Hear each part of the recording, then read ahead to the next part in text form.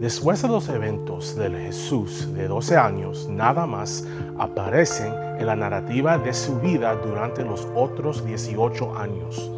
Es claro en los evangelios de Mateo y Lucas que una gran parte de la identidad de Jesús fue moldeada en parte a través de su padre terrenal, que tenía una piedad absoluta hacia el Señor. Otros, como Juan el Bautista, también desempeñaron un papel en la vida de Jesús. Específicamente, los evangelios de Juan y Marcos comienzan sus libros destacando el acto del bautismo de Jesús por Juan. En el evangelio de Lucas, se nos dice que Juan era originalmente del área en las afueras de Jerusalén. Parece que desarraigó su vida y se estableció en el norte del país, en la región Galilea y sus alrededores. Esta acción, aunque sutil y nunca notada abiertamente por los autores de los evangelios, es relativamente extraño para la audiencia del primer siglo. Según Lucas, los padres de Juan, Zacarías y Elizabeth, eran del linaje sacerdotal. Siendo su primogénito y único hijo, es posible que Juan habría tenido la responsabilidad de llevar a cabo los deberes sacerdotales en el templo, pero vemos que no lo hizo. Es posible que el llamado de Juan a funcionar como el profeta Elías mencionado en Mateo y aludiendo a Malaquías 3:1 y 4:5 es una indicación por lo cual Juan dejó siendo sacerdote. Es verdad que en el primer siglo muchos creyeron que Elías volvería para preparar el camino del Mesías. De hecho, esta interpretación tradicional todavía resuena con veracidad en el mundo judío de hoy, quien cada año en la Pascua reserva una copa para Elías en caso de que decide unirse a la fiesta para anunciar la venida del Mesías. Aunque el papel que se le dio a Juan no fue una tarea pequeña, Juan cumplió todo, creando un ministerio dinámico que incluso llevó a algunos a cuestionarse si él era el Mesías. Por supuesto, Juan negó rotundamente las afirmaciones de algunos de que él era el ungido de Dios. Pero eso no detuvo la maravilla del ministerio de Juan, que fue mundialmente conocido en su época.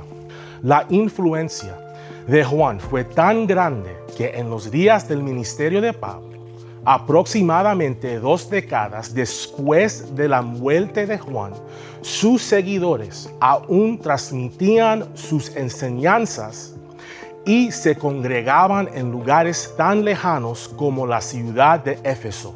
Además, incluso 40 años después de la muerte de Juan, el historiador y general judío Flavio Josefo escribió sobre la vida y el ministerio de Juan el Bautista más que cualquier otro personaje del Nuevo Testamento. Este mostró el efecto del ministerio de Juan, que preparó los corazones de la gente para el ministerio de Jesús. En particular, se ha dicho que Juan no solo comprendió el verdadero llamado a su vida, sino que aún más comprendió la gravedad. A menudo puede resultar sorprendente darse cuenta de que Jesús no fue el primer maestro de algunos de sus discípulos, ya que los evangelios nos dicen que algunos de los 12 más cercanos de Jesús fueron seguidores y discípulos de Juan antes de que Jesús apareciera. El evangelio de Juan nos dice que Andrés, Pedro y otros eran seguidores del Bautista. Juan pidió a sus discípulos que se alejaran de él y vayan hacia aquel para quien estaba preparando el camino a dar testimonio sobre la identidad de Jesús. El Evangelio de Juan incluso nos dice que el día después de que Jesús fue bautizado, Juan tenía 2 de sus discípulos con él. Mientras Jesús pasaba, Juan lo miró y declaró a sus discípulos una vez más: miren, ahí está el Cordero de Dios. Cuando los 2 discípulos de Juan oyeron esto, dejaron a Juan y siguieron a Jesús. Pero también la comprensión de su llamado, Juan, un hombre como cualquiera de nosotros, también luchó por lidiar con lo que estaba sucediendo en sus días. De muchas maneras, Juan identificó su ministerio como uno de arrepentimiento, redención de Israel y juicio venidero. Cuando estaba en la cárcel y enfrentando la muerte a mano Herodes Antipas, Juan envió a sus seguidores a preguntarle a Jesús: ¿es verdaderamente el que ha de venir o debemos esperar otro? ¿Por qué hacer una pregunta así? Aunque Juan era un hombre del Espíritu, al enfrentarse a una muerte segura, Juan se quedó con la esperanza de que quizás Jesús actuaría como el Redentor de Isaías 61 y a la misma vez derrocando a Roma y Antipas. Estaba ansioso, pero también lleno de esperanza, esperando que Jesús era un líder militarista. Lamentablemente, para Juan, esta esperanza en Jesús como Mesías militarista se desvaneció.